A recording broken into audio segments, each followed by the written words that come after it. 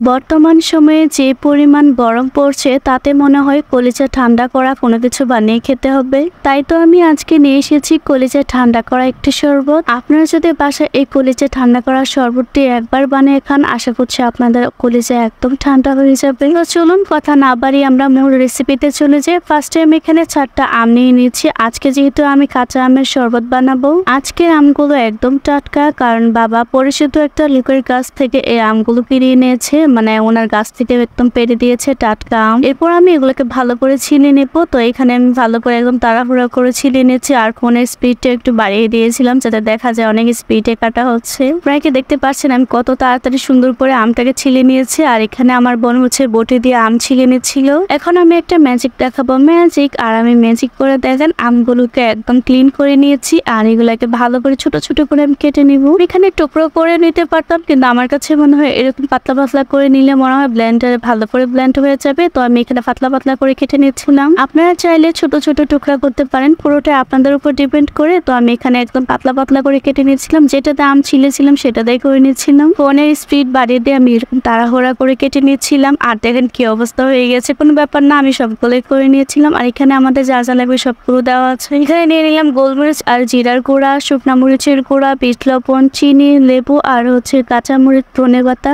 একটু আগে যে আমগুলো আমি একদম কুচি কুচি করে কেটে দিয়েছি সেগুলো সবগুলো এখানে রেখে দিলাম। আর এগুলাকে ভালো করে ব্লেন্ড করতে হবে। আর এখানে আমার বোন হচ্ছে সবগুলোকে সরিয়ে নেবে, কারণ এখানে হচ্ছে ব্লেন্ডার রাখা হবে। তো সবগুলো উপাদানে আপনারা দেওয়ার চেষ্টা করবেন। আমাদের পাশে পুদিনা পাতা ছিল না, এই জন্য হচ্ছে ধনেপাতা দিয়ে হচ্ছে বানাবো আজকে। আর এখানে ব্লেন্ডার নিয়ে নিলাম। তো এটার মধ্যে সবগুলো উপাদান হচ্ছে এক এক করে সবগুলোই দিয়ে দিতে হবে। তো ফার্স্টে হচ্ছে আমগুলো দিয়ে দিব, যে আমগুলো একদম কুচি কুচি করে কেটে নিয়েছিলাম। আমগুলো একদম কচি ছিল আর তেমন বেশি টক ছিল না, মানে একটু মিষ্টি মিষ্টি টাইপেরই ছিল। আর এটা দিয়ে বানালে একটা সুবিধা হয় কি বলুন তো, যেসব আম একটু কম টক সেগুলোর মধ্যে কিন্তু চিনির পরিমাণ কম দিলে হয়, এতে কিন্তু চিনি বেশি দিতে হয় না। আপনারা যারা হচ্ছে আমের জুস বানাবেন অবশ্যই হচ্ছে একটু কম টক আম নেবেন, তাহলে হচ্ছে চিনি এত বেশি দেওয়া লাগবে না। আর এখানে হচ্ছে ধনেপাতা কুচি আর হচ্ছে 3টা কাঁচামরিচ নিয়েছি, যেহেতু ঝাল হলে ভালো লাগবে না। এরপর আমি বাকি উপকরণগুলো দিয়ে দিব। আর এখানে ফার্স্টে হচ্ছে শুকনা মরিচের গুঁড়া, যেহেতু আমি কাঁচামরিচ দিয়েছি 3টা, এই জন্য হচ্ছে 1 চামচ থেকে একটু কম নিয়েছে শুকনা মরিচের গুঁড়া। আর এখানে বিট লবণের পরিমাণটা 2 চা চামচ দিয়েছি, পরে হচ্ছে আরেকটু লাগবে সেটা পরে দেব।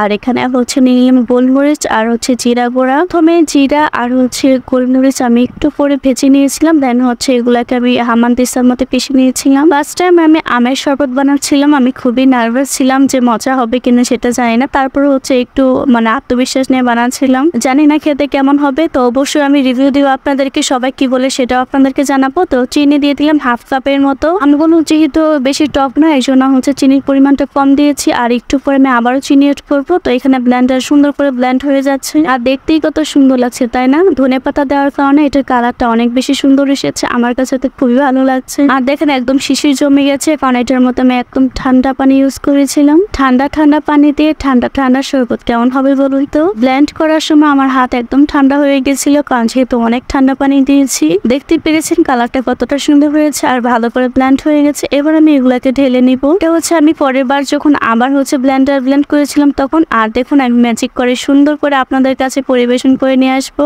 আর দেখেন ম্যাজিক করে আমি এখানে হচ্ছে আমের শরবত বানিয়ে নিয়ে এসেছি। এগুলো হচ্ছে উপর থেকে আমি আইসের টুকরা দিয়ে দিয়েছিলাম, আর সুন্দর করে ডিজাইন করার জন্য আমি উপর দিয়ে হচ্ছে একটু লেবুর পানি দিয়েছিলাম। আর কেমন হয়েছে বলুন তো শরবতটা। আলহামদুলিল্লাহ, আমার কাছে শরবতটা অনেক বেশি ভালো লেগেছে আর সবাই অনেক বেশি প্রশংসা করেছিল। ভিডিওটি ভালো লাগলে অবশ্যই বেশি বেশি করে লাইক কমেন্ট শেয়ার করবেন। Thanks for watching, take care and আল্লাহ হাফেজ।